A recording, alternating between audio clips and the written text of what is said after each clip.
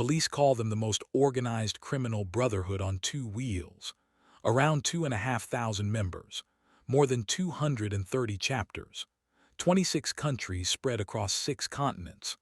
On the street, a Hell's Angel walks into a bar and the whole room rearranges itself around him. His patch is a passport, a warning, and a weapon, all stitched into one piece of leather. But there is one place on Earth where that patch stops opening doors and starts closing them. One place where the brotherhood that made him untouchable becomes the exact reason he gets hunted. The cell. So what really happens to a Hell's Angel when the engine goes quiet, the colors come off, and the gate slams shut behind him? Who runs the yard when the kings of the highway are locked in a cage? Which ones walked out stronger than they walked in? Which ones flipped and burned everything down? And which ones never walked out at all? This is the story of what happens to Hell's Angels members in prison. The patch that protects you on the street can get you killed inside. To understand what prison does to a Hell's Angel, you first have to understand what the patch does for him on the outside. The United States Department of Justice does not classify the Hell's Angels as a motorcycle club. It classifies them as an outlaw motorcycle gang, one of the so-called Big Four, alongside the outlaws, the bandidos, and the pagans. Federal investigators estimate those 4 organizations pull in somewhere around $1 billion a year between them, moving narcotics, running protection rackets, trafficking weapons, and fighting slow, grinding wars over territory. What separates them from an ordinary street gang is structure. They write constitutions. They obey bylaws. They trademark their name and their famous Death's Head logo, and they will drag you into court to defend it. There is a president, a vice president, a sergeant-at-arms, a road captain. There are chapters, and above the chapters sits a mother chapter that sets policy for the rest. And crucially, the dirtiest work is usually carried out by associates and hang-arounds, not by full patch members. So the club itself stays insulated when the arrests come. That structure is the source of their power. It is also the reason prison hits them harder than almost anyone else. Because the very things that make a Hell's Angel feared on the street make him a marked man the second he is processed into a state or federal facility. On the outside, the patch says one thing: do not touch me. Inside, that same patch says something colder. It says, here is a man worth testing. Inside a prison, a Hell's Angel is surrounded by rival gang members who have spent years dreaming about getting one of them alone. He is surrounded by younger inmates looking to make a name by taking down somebody famous. And he is watched constantly by guards who have spent entire careers learning how to break exactly this kind of pride. And here is what the movies almost never show you. For the club, going to prison is not a failure. It is the cost of doing business. It is an occupational hazard sewn directly into the lifestyle, and the Brotherhood is built to absorb it. Look at how their rivals handle it, and you can see the whole philosophy. Outlaws have a nickname for their incarcerated members. They call them lounge lizards. The club keeps a running list of every brother behind bars, collects money on their behalf, and a member who finishes a stretch even earns a special tattoo to mark the time he served. The Hell's Angels run on the same principle. A brother who goes inside is still a brother. His commissary account gets funded. His family gets checked on. His chapter holds his place. His patch waits for him on the outside. So prison for a 1%er is not the end of the story. Sometimes it is only the middle. And sometimes, as you are about to see, it is the exact place where the legend actually gets built. But the cell does not care about the legend. The cell tests every man who walks into it the same way, patch or no patch. And the first Hell's Angel to truly prove that a man could rule the club from inside a cage was the one who built the empire in the first place. Sonny Barger ran an empire from a prison cell. If the Hells Angels have a founding myth, his name is Ralph Hubert Barger. The world knew him as Sonny. He did not invent the club. The Hells Angels were born in Fontana, California, back in 1948, but Barger built the myth. He became a founding member of the Oakland chapter in 1957 when he was just 18 years old, and within a year he was running the whole thing. One of his first moves was to relocate the club's mother chapter, its national nerve center, to Oakland. From that moment on, the Oakland Charter and Sonny Barger were the beating heart of the Hells Angels. He was also a man the law could not seem to keep down and could not seem to leave alone. Over the course of his life, Barger was tried for killing a drug dealer and walked. He was charged with racketeering and beat it. Prosecutors called him the head of a mafia on wheels. And again, he slipped the net. Until 1973. That year, a jury convicted him of possession of narcotics for sale, 37 grams of heroin. And on top of that, possession of a firearm by a convicted felon. The judge sentenced him to a term of 10 years to life and shipped him to Folsom State Prison, one of the oldest and hardest prisons in California. For the first time since the Oakland chapter was founded, Sonny Barger had to give up the presidency. The king was in a cage. But this is where the story gets interesting, because Barger refused to act like a man who had lost. According to police intelligence reports, before he ever went inside, he had already named a successor to hold his place. And once those reports started circulating, investigators came to believe something that should have been impossible. They believed that Sonny Barger was still running the Hells Angels. From his cell, inside Folsom.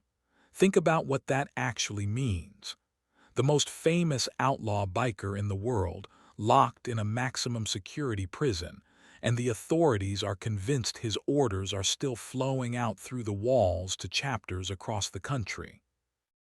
Inside, Barger did what the smartest convicts do. He adapted. California's prison system was carved up along brutal racial lines, dominated by groups like the Aryan Brotherhood. And the bikers, the Hells Angels and members of other clubs, formed their own clique that operated somewhat on its own terms. One prison official described their role like this: the bikers stayed out of things. They provided a balance in the racial conflicts. And when trouble exploded between the other blocks, the Angels would join up with the other white inmates. Barger even built a personal alliance with a leader of the Mexican mafia inside Folsom. He started studying sociology. He kept himself disciplined. And on the outside, his legend only grew louder. A biker's magazine launched a free Sonny Barger campaign, printing t-shirts and bumper stickers, the proceeds helping cover his legal bills. He gave interviews from behind bars, including one with Geraldo Rivera, where he played the role of the model prisoner and said, with a shrug, that they would have to let him out sometime. In November of 1977, after about 4.5 years inside, they did. He was paroled, and the legend walked back out into the California sun. But the law was not done with Sonny Barger, and Barger was not done giving them reasons. By the late 1980s, the Hells Angels and the Outlaws were locked in a vicious nationwide war over the methamphetamine trade. In 1987, an FBI raid turned up weapons and explosives, and prosecutors built a case that Barger had conspired with other Angels to bomb a rival Outlaws clubhouse, reportedly in revenge for the death of a fellow member. The government claimed the plan would have killed several people. One attorney general even claimed the arrest had averted multiple murders. After a 12-week trial, Barger was convicted of conspiracy. In April of 1989, he was sentenced to 57 months in federal prison and shipped off to the Federal Correctional Institution in Phoenix, Arizona. He became inmate number 82,740,011. And even then, even locked in a federal cell, the man could not resist twisting the knife. That Christmas, Barger mailed a card to one of the prosecutors who had put him away. The photo on it showed Barger lounging as if he were relaxing on a beach, with a cheerful note about the nice weather. A convicted man, taunting the government from inside its own prison. He stayed defiant to the end. Barger always insisted the club should never be blamed for the crimes of individuals, and he claimed the conspiracy was never even the club's idea in the first place. In his telling, the whole scheme had been dreamed up and paid for by the government, and he just went to jail for it. All told, Sonny Barger spent roughly 13 years of his life behind bars across his various sentences. Throat cancer took his voice in the 1980s, forcing surgeons to remove his larynx, and for the rest of his life he spoke through the muscles of his esophagus, pressing a patch at his throat to force out the words. And yet none of it broke him. He came out of every cell still a Hell's Angel, still the most famous biker alive, the myth fully intact. When Barger finally died in 2022, he died at home at the age of 83, surrounded by family, not in a cell. The cage never claimed him. He had proven the thing the entire club needed to believe, that a Hell's Angel could go inside, do hard time, and come out with the patch and the power untouched. But Sonny Barger was one man. The government was about to find a weapon that did not care about one man at all. A weapon designed to put away an entire organization at once. The law built a weapon for the mafia, then aimed it at the bikers. For a long time, fighting the Hells Angels felt like fighting smoke. You could arrest a member for a specific crime, a drug deal, an assault, a weapons charge. But the club itself always survived. Cut off one hand and the body kept moving. The structure that protected the leadership, all those layers of associates doing the dirty work, made it almost impossible to pin the organization itself for anything. Then prosecutors reached for a different tool, a law with a long, ugly name, the Racketeer Influenced and Corrupt Organizations Act, RICO. RICO was written to destroy the mafia. The idea behind it was simple and devastating. Instead of charging one mobster for one murder, prosecutors could charge the entire criminal enterprise as a single ongoing operation. They could take a pattern of crimes committed by many different people over many years and tie all of it together into one case, and then hold the leadership responsible for the whole thing. And once that weapon existed, law enforcement looked at the big four motorcycle gangs, the Hells Angels, the Outlaws, the Bandidos, and the Pagans, and realized something. These were not loose collections of rowdy bikers. These were enterprises. They had bosses. They had territory. They had a business model. They were, in the eyes of the Justice Department, exactly what RICO was built to dismantle. The patch itself became the problem. For decades, those colors had been a symbol of belonging. Now, in a federal courtroom, the patch could be presented as evidence. Evidence that a man was a member of an ongoing criminal enterprise. The very thing that made you somebody on the street could now be used to bury you in a cell. You could see the machine warming up as early as 1985, with a 3-year FBI operation that stretched across 11 states. They called it Operation Rough Rider, and when it finally closed, it became the largest bust of an outlaw motorcycle gang in history up to that point.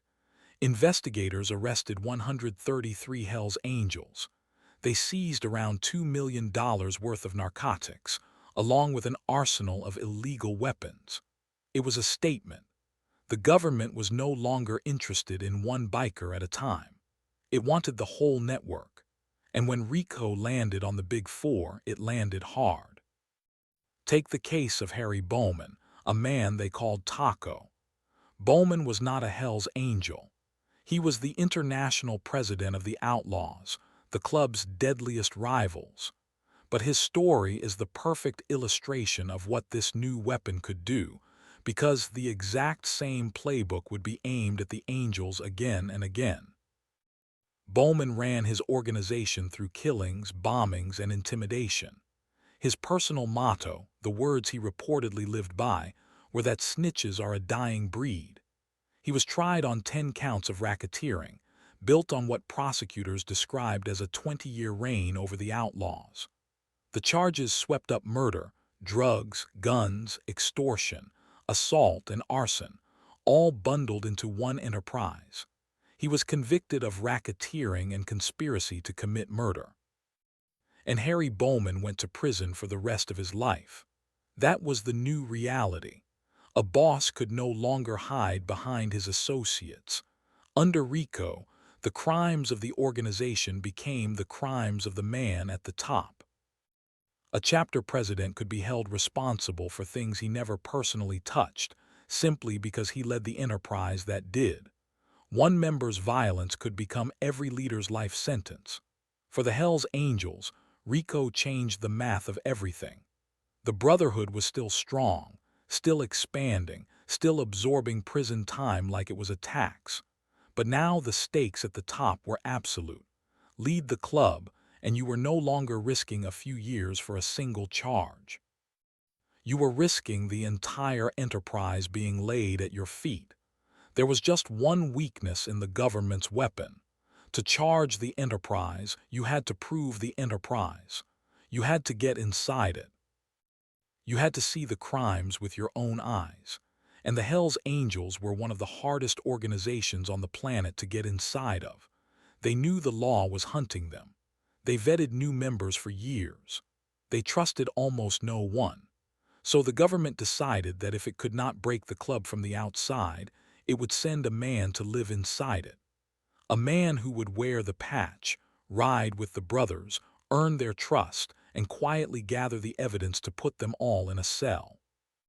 It was one of the most dangerous assignments in American law enforcement, and the man who took it nearly did not survive it.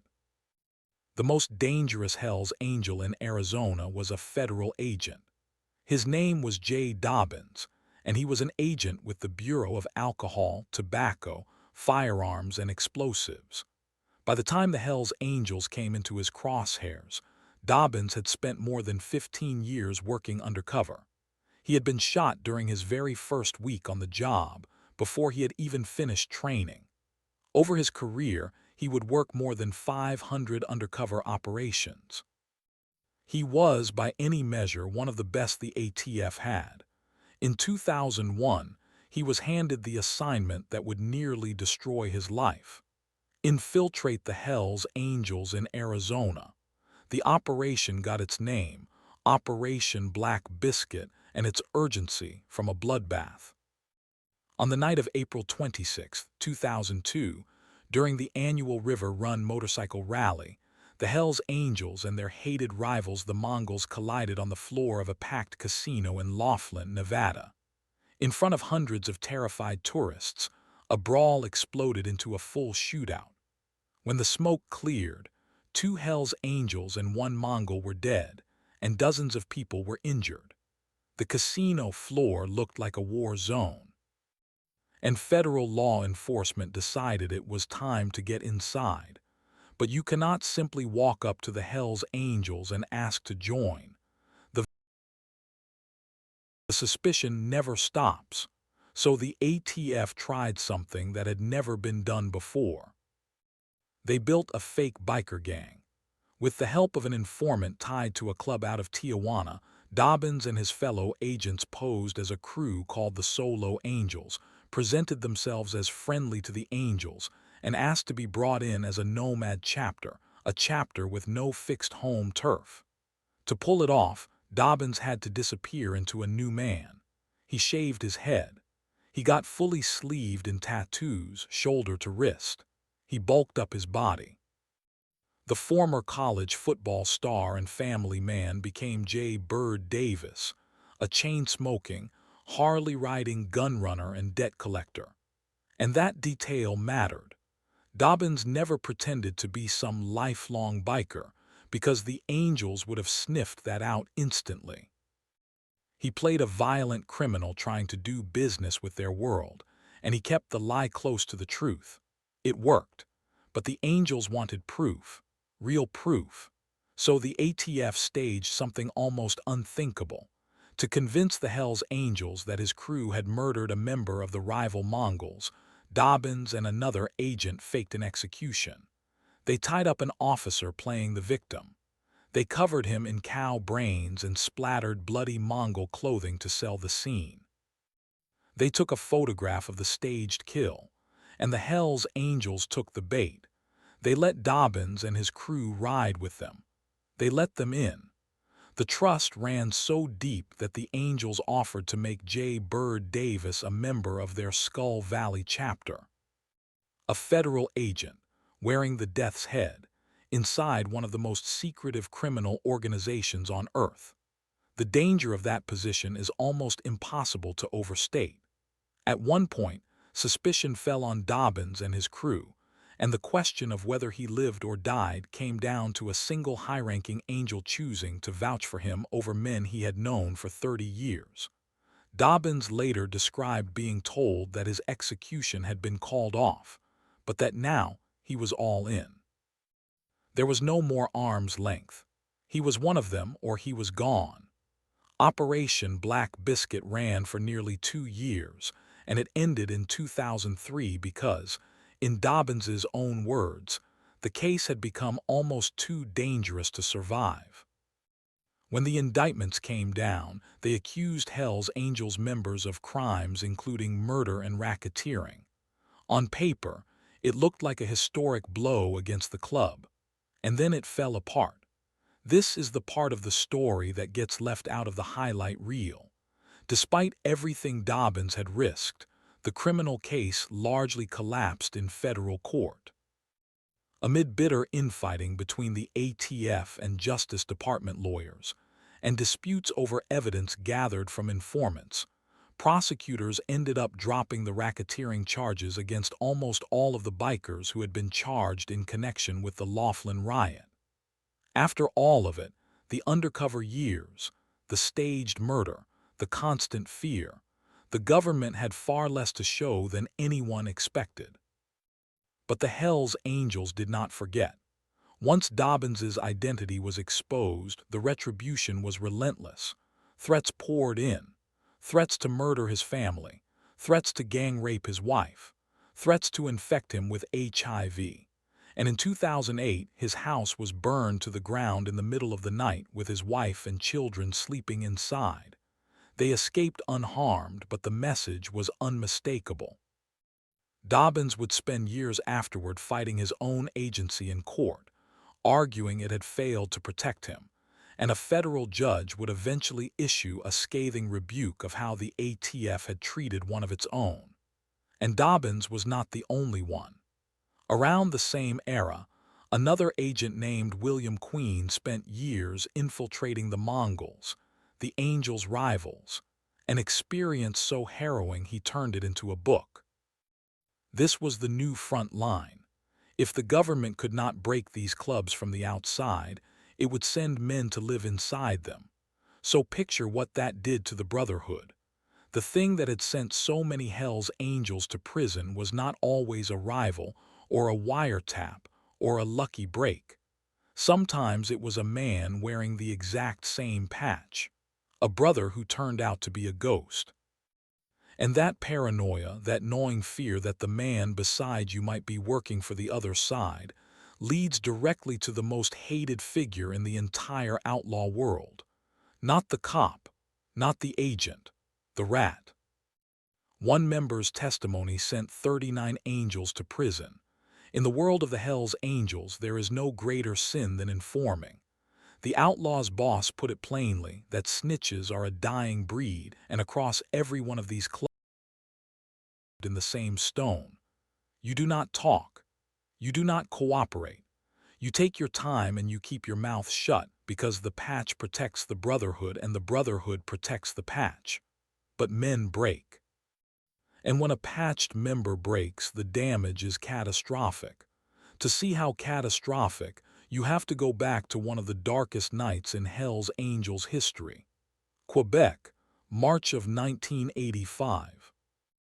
The Sorrel chapter had grown convinced that the Laval chapter was out of control, burning through too much of the product and disrespecting the organization. So they handled it the only way that world knows how. The Laval members were invited to a party. When 5 of them arrived, they were ambushed and murdered by their own brothers. 2 months later, divers pulled the decomposing bodies from the bottom of the St. Lawrence River, wrapped in sleeping bags and weighed down with heavy plates. It became known as the Lennoxville Massacre, angels killing angels, and it was extreme even by the standards of the criminal underworld. But the fallout is what matters here. In the aftermath of that betrayal, the club's most prolific killer, a man called Yves Apache Trudeau, turned against the organization and became a Crown witness. And his testimony alone sent 39 Hell's Angels to prison. Read that number again. One man, one informant, gutted an entire wing of the club. That is the power a rat holds, and that is why the club fears him more than any cop. Years earlier in Oakland, a vice president of Barger's own chapter named George Wethern had turned against the club, testified, and vanished into the Federal Witness Protection Program, later writing a book about the Brotherhood from the safety of a new identity. Time and again, the pattern repeated. The men who could do the most damage were never the outsiders.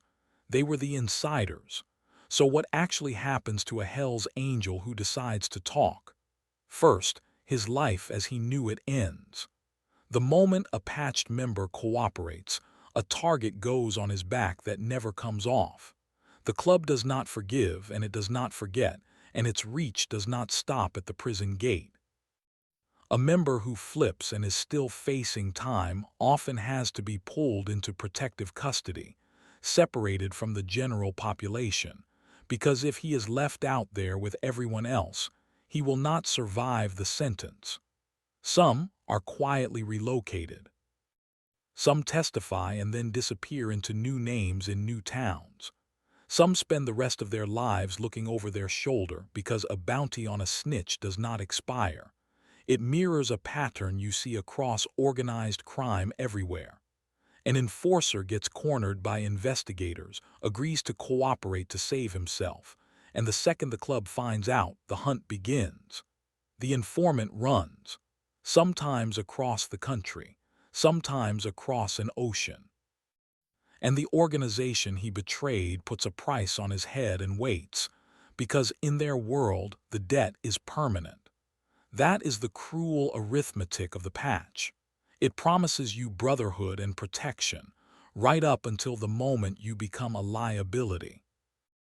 And then the same network that once shielded you turns into the thing hunting you, which raises the question that sits underneath this entire story. If the patch can protect you, and the patch can get you killed, then what is it actually like to live behind bars wearing one?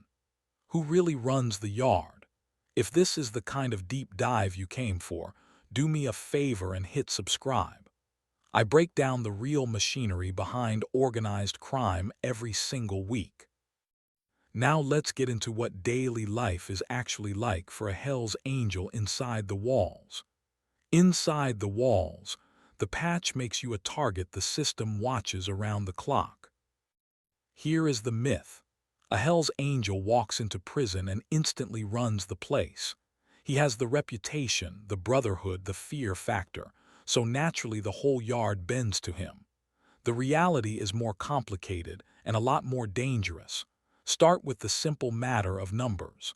On the street, the Hell's Angels are one of the most feared organizations alive, but inside a major prison, they are vastly outnumbered. The American prison system is dominated by enormous, deeply entrenched gangs, the kind with thousands of members and decades of control over the yard. A handful of bikers, no matter how tough, do not simply walk in and take over from groups like that. So the bikers do what they have always done. They carve out a role. Inside California's prisons, the Hells Angels and members of other clubs historically formed their own clique that acted on its own terms, separate from the dominant white prison gang, and provided a kind of balance in the constant racial conflicts. When the blocks went to war, the bikers would line up with the other white inmates. They were not the biggest force on the yard, but they were respected, organized, and useful. They survived by being a known quantity in a place built on alliances. But survival comes at a price the patch itself creates. Because the moment a corrections department identifies a man as a member of an outlaw motorcycle gang, he stops being just another inmate. He becomes what the system calls a security threat group member, a validated gang affiliate. And that label changes everything about how he does his time. A validated member gets watched in ways other inmates do not. His mail can be monitored, scrutinized. His movements inside the facility get restricted.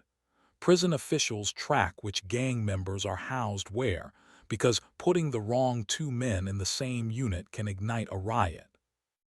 And in many systems, that gang validation can land a man in segregation, isolated from the general population, sometimes for extraordinary stretches of time, not because of anything he did inside, but simply because of who the system has decided he is.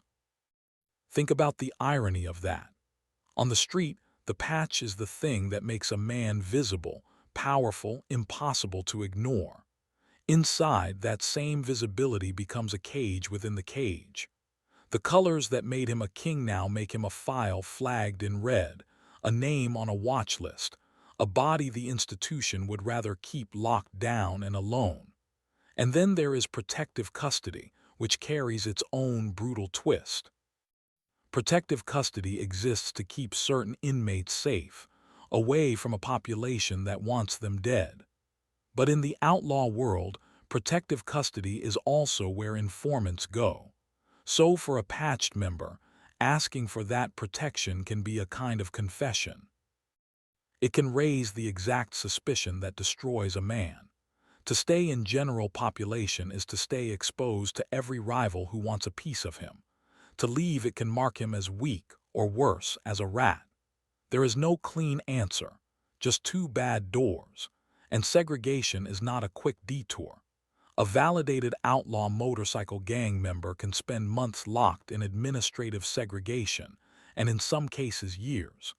22 or 23 hours a day in a single cell. 1 hour, sometimes alone, in a concrete exercise pen.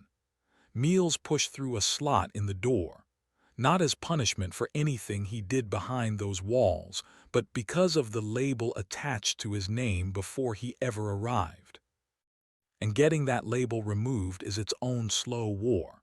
The appeals grind on, and the very things that made him who he was on the outside, the tattoos, the patch history, the photographs, the known associations, all of it gets used as proof that he belongs exactly where the system has decided to keep him. Then there is the war itself, the one that never stops at the gate. The hatred between the big four clubs does not get checked at the prison door. The Hells Angels and the Mongols, the Angels and the Bandidos, the Angels and the Outlaws, a rivalry so old and so poisonous that some outlaws have reportedly worn ink standing for the words, "All Hells Angels must die." That hatred is not theoretical, and it does not cool off behind bars. When members of rival clubs land in the same facility, the same blood feud that exploded on a casino floor in Laughlin can play out in a cell block, an exercise yard, or a chow line. A patched angel surrounded by rivals is a man who can never fully relax, never fully turn his back, never assume the inmate walking up behind him is just another inmate. Prison administrators understand this better than anyone, which is why so much of their job is simply keeping these men apart. Rival club members get tracked, separated, and sometimes shipped to entirely different facilities just to stop a war from reigniting inside the walls. And a patched member's reputation cuts both ways in that environment. He is respected enough that few rivals want the heat of moving on a known Hell's Angel without backup. But he is also a trophy, the kind of target that turns an unknown inmate into somebody overnight. So the respect and the danger sit side by side every single day for the entire length of the sentence. And the toll of that adds up. Years of watching every corner, of being housed away from the population, of doing time as a marked man inside a marked group, wears on a person in ways the street never did.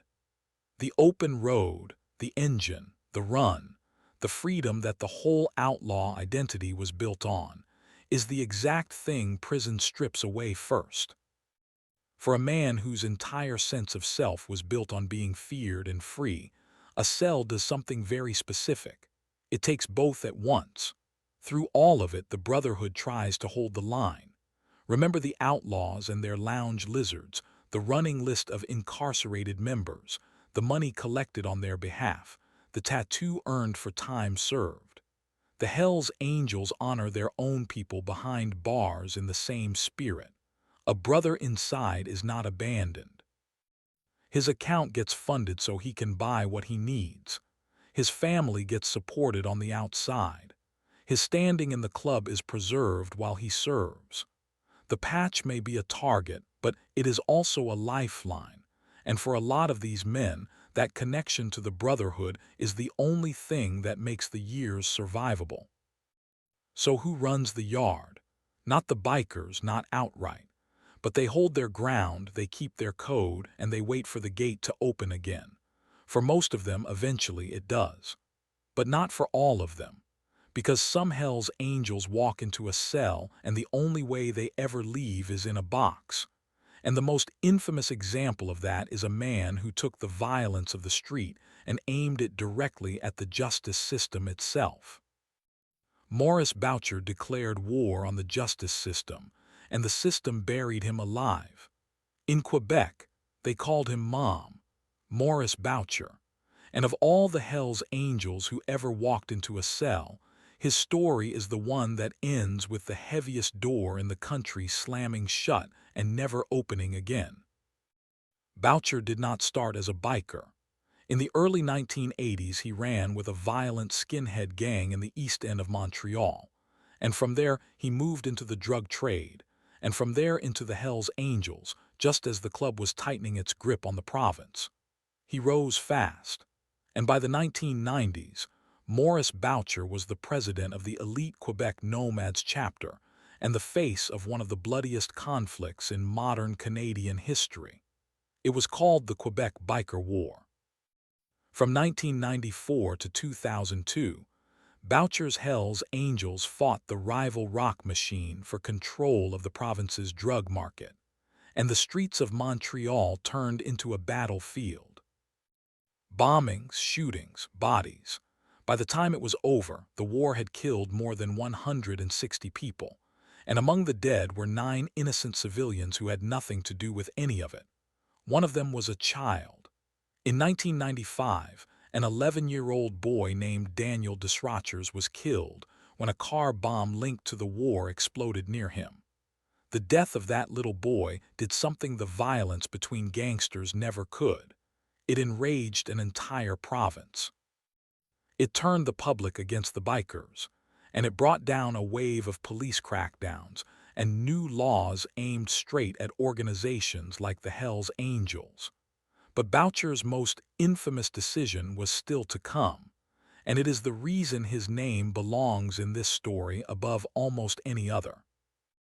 Because Maurice Boucher did something that even hardened criminals considered insane. He decided to attack the justice system itself. In 1997, Boucher ordered the murder of prison guards, not guards who had wronged him, not specific targets. Ordinary corrections officers, chosen essentially at random, killed simply for wearing the uniform. The goal, prosecutors said, was to terrorize and destabilize the entire system that put bikers away, to make the people who ran the prisons and the courts afraid to do their jobs. A guard named Diane Lavigne was gunned down in June of 1997. A guard named Pierre Rondeau was murdered months later. There was an attempt on a third officer's life as well. These were working people. They were not soldiers in anyone's war, and they were killed to send a message. It was a catastrophic miscalculation. The murders of those guards made Boucher one of the most hated men in Canada and brought the full weight of the state down on his head. After an initial acquittal and a retrial, Maurice Boucher was convicted in 2002 on 2 counts of first-degree murder, along with conspiracy and attempted murder. He was sentenced to 3 life sentences, with no chance of parole for at least 25 years. And then he was sent to the one place built for men exactly like him, Canada's only supermax prison at Saint-Anne-des-Plaines, north of Montreal. The deepest, hardest hole in the entire country. Now think back to the question this whole video is built on. What happens to a Hell's Angel in prison? For Maurice Boucher, the answer was that prison became another battlefield and then a tomb. He spent roughly 22 years inside that facility. His infamy was so total that other inmates wanted him dead, and he reportedly survived several assassination attempts behind bars. To keep him alive, authorities placed him in a special isolation unit, cut off from the population, locked away in the most controlled conditions the system could provide. But the cruelest twist came from his own side. Once Boucher was convicted, the Hell's Angels did not rally around him. They distanced themselves. According to those who followed the case closely, the club effectively cut him loose after his sentencing. There would be no grand national biker funeral for Mom Boucher, no procession of hundreds of motorcycles. The man who had been the warrior king of the Quebec Angels, the man who decided who lived and who died during the war, was left to be buried quietly among his family. In June of 2022, with his health failing, Boucher was transferred under conditions of secrecy to a nearby institution to receive palliative care. And on the 10th of July, 2022, Maurice Boucher died behind bars at the age of 69 of throat cancer. He never got out. He walked into a cell at the height of his power, and the only way he left was the way the system intended. In a box. That is one ending. The boss who dies in the dark, abandoned by the Brotherhood he bled for. But it is not the only one. Because some Hell's Angels survive prison, survive the wars, and then make a choice that the club considers almost as unforgivable as informing. They choose to walk away. Walking away from the club can cost you everything you built. His name is George Christie, and for a long time he was, after Sonny Barger, perhaps the most recognizable Hell's Angel in America. Christie was the only child of Greek immigrants in Ventura, California. He became a full-patch member in 1976, took over a Los Angels chapter within 6 months, and in 1978 founded the Ventura chapter that he would lead for the next 33 years. That made him the longest-serving chapter president in the history of the entire club. He was a national spokesman. He was so much a part of the establishment, in his strange way, that he even carried the Olympic torch through the streets during the 1984 Los Angels Games. A Hell's Angels president, holding the Olympic flame. But Christie's decades at the top were soaked in legal warfare, and prison was never far away.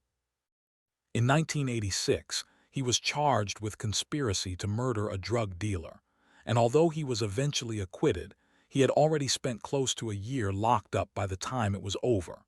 The bigger blow came in 2001. Christie was hit with a 59-count indictment connected to a prescription drug operation.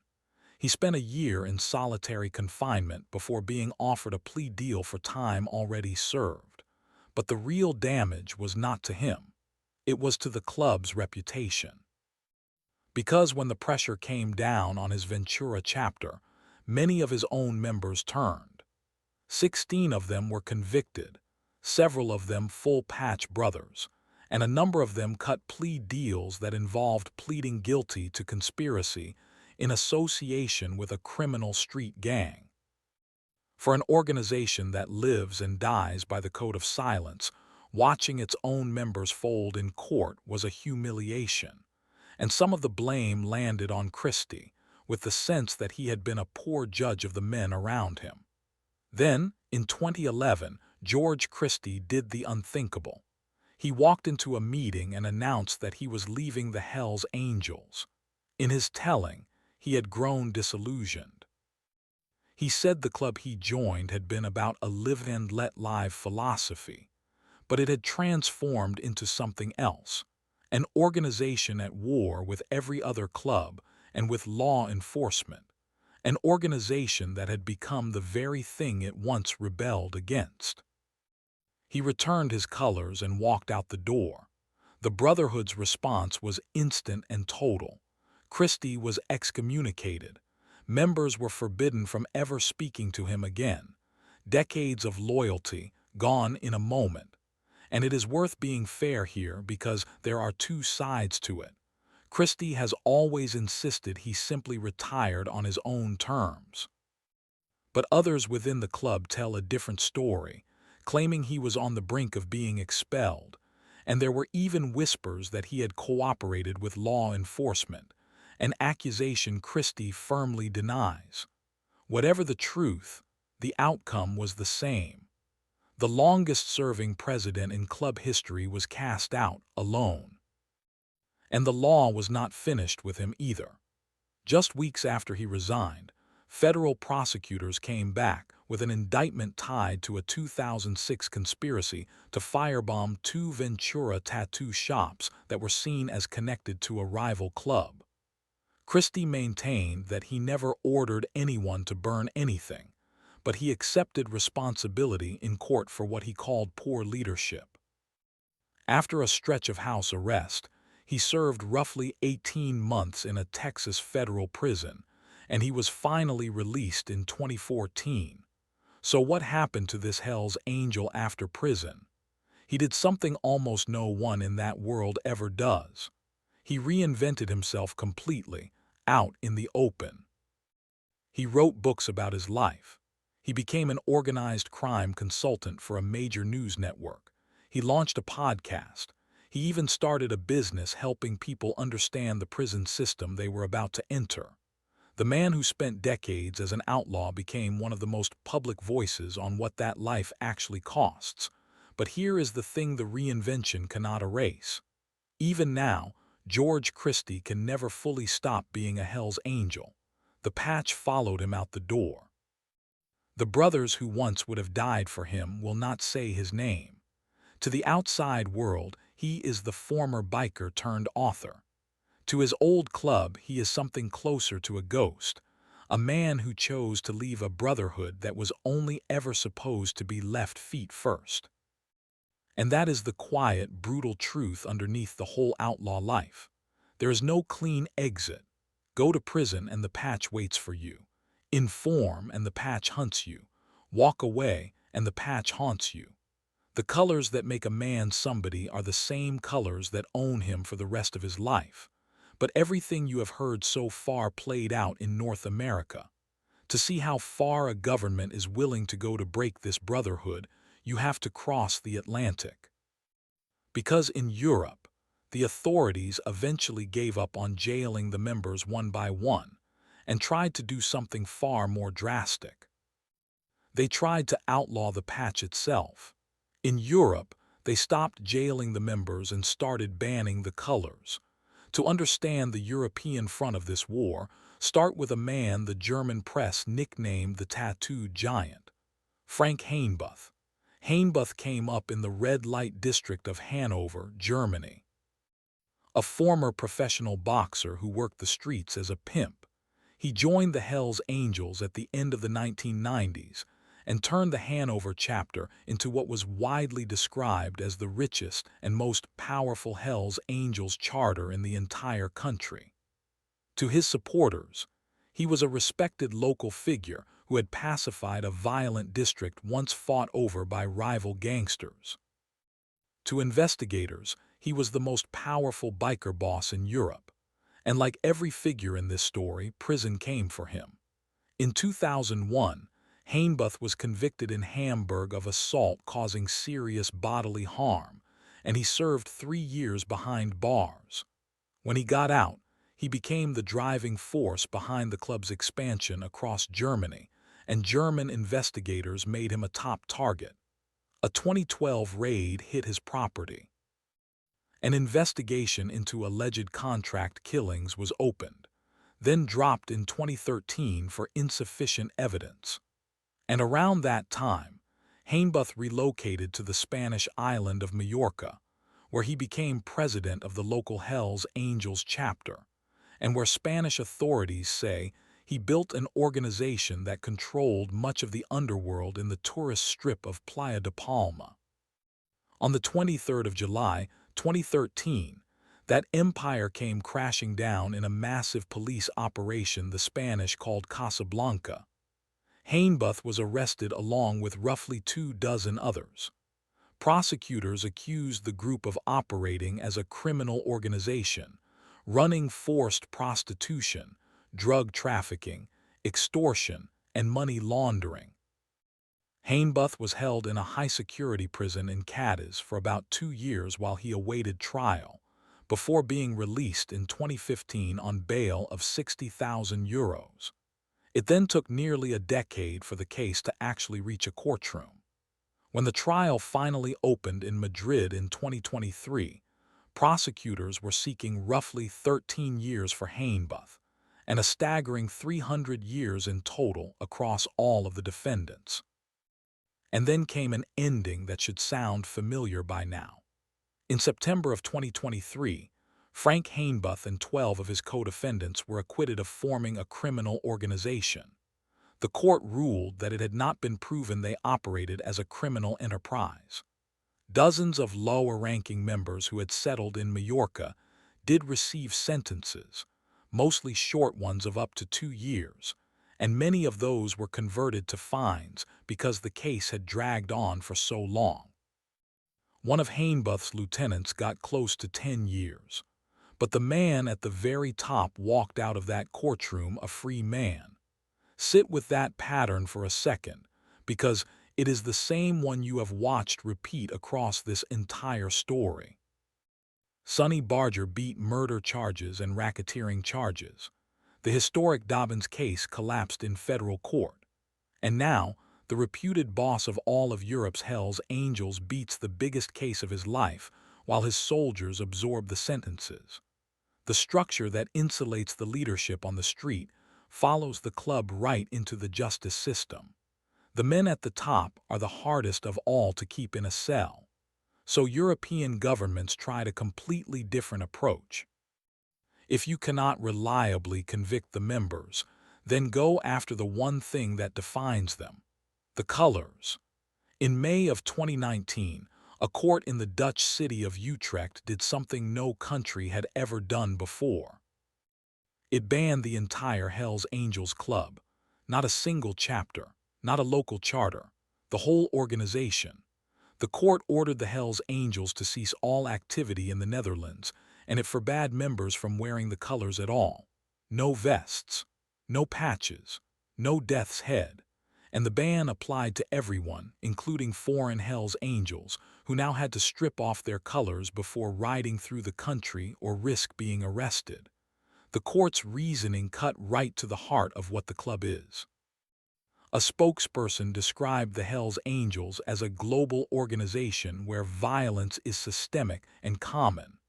This was not about the actions of 1 or 2 members, the court said. It was about violence that lived inside the organization itself. They pointed to a series of serious incidents, including a life-threatening fire in a cafe and a massive brawl and shooting inside a hotel. The club, the court concluded, was a danger to public order and to the rule of law itself. Germany had already gone partway down this road, banning specific chapters and forbidding their insignia. The Netherlands went all the way. And when the bikers fought back, the case climbed all the way to the Dutch Supreme Court, which in 2022 upheld the ban. The patch was illegal. Now think about what that means for the question driving this whole video. In parts of Europe, a Hell's Angel no longer has to commit a crime to be arrested. The patch itself is the offense. The colors that take years of loyalty and risk to earn, the colors a man wears on his back as the proudest thing he owns, can now put him in handcuffs for the simple act of wearing them in public. They did not just jail the men. They criminalized the identity. And yet, even after all of that, the club did not vanish from Europe or anywhere else. The Hells Angels still operate hundreds of chapters across dozens of countries. The patch got banned in one nation and kept right on spreading through the rest of the world. Which leaves the one question this entire story has been building toward. If you can jail the members, break them with informants, bury them in supermax cells, exile the ones who leave, and even outlaw the colors off their backs, then how does this brotherhood keep surviving, decade after decade, no matter how many of its members end up behind bars?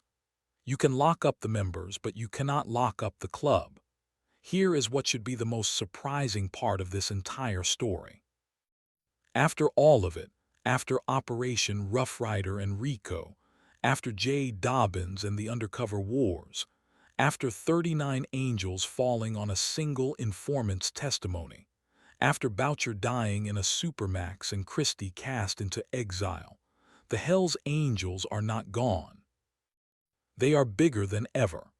By the early 2010s, the United States Department of Justice estimated the club had as many as 2,500 members across more than 230 chapters in 26 countries.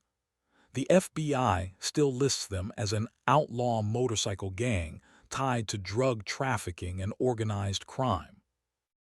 And despite decades of relentless effort, despite the undercover infiltrations and the racketeering prosecutions and the prison sentences, the club has not just survived. It has expanded. It has opened new chapters around the world. It has won high-profile acquittals and legal battles. And it has fought successfully to protect its name and its logo in court like any major brand. How is that possible? How does an organization absorb this much prison time and come out stronger? The answer is the thing we started with. For the Hells Angels, prison was never an existential threat. It was a cost, an occupational hazard built into the model from the very beginning. When a member goes inside, the Brotherhood funds his account, supports his family, and holds his place. When a leader falls, the structure that always insulated him simply produces another. The chapters refill. The patch waits. The enterprise grinds on. Individual men are not the organization. They are interchangeable parts inside a machine that was designed to outlive every single one of them. And the prosecutions have never stopped, against the Angels and against all of the Big Four. The machine of law enforcement keeps running just as hard.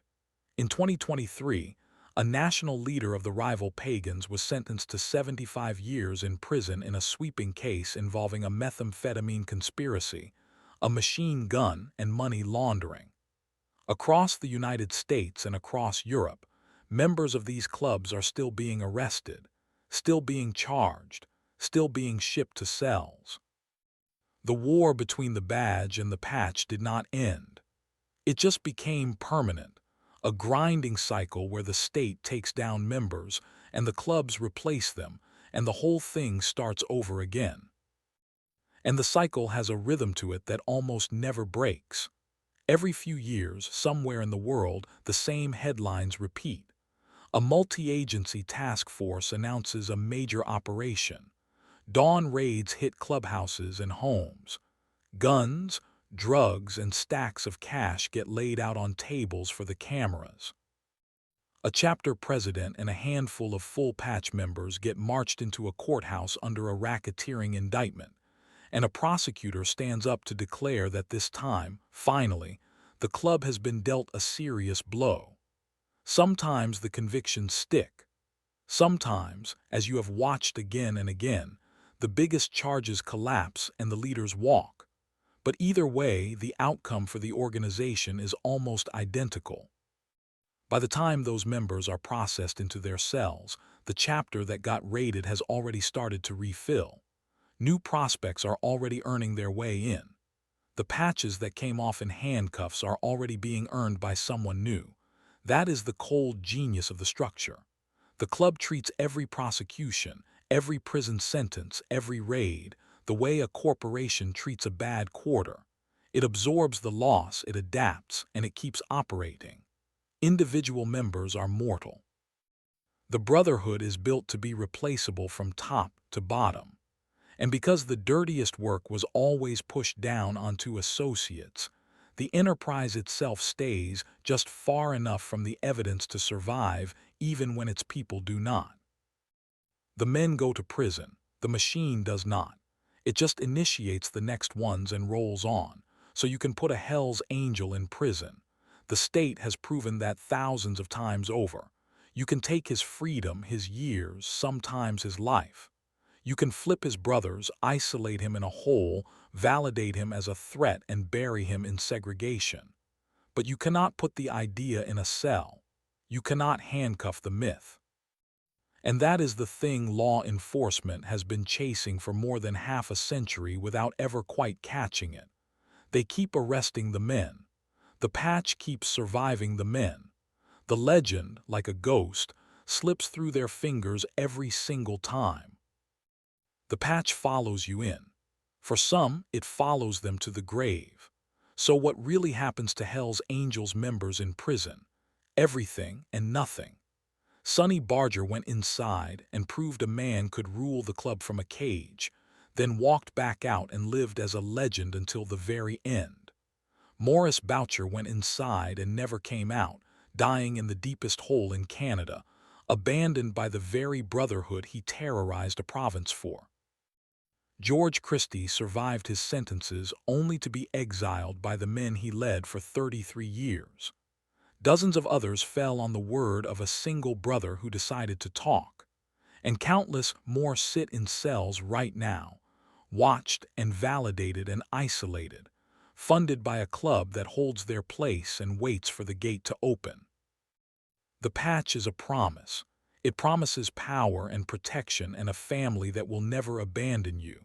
And for as long as you are useful, it keeps that promise. But the second you are inside that cell, the truth comes out.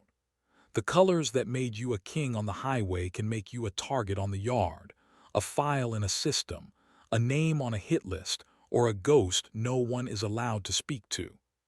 That is the deal these men sign in blood and leather. The patch follows you onto the street and into the courtroom and through the prison gate. And for some of them, it follows them all the way to the grave. If you want to understand the organization that all of these men were willing to die and disappear for, the empire that survives every one of their sentences, that full story is waiting for you on screen right now. Go watch it.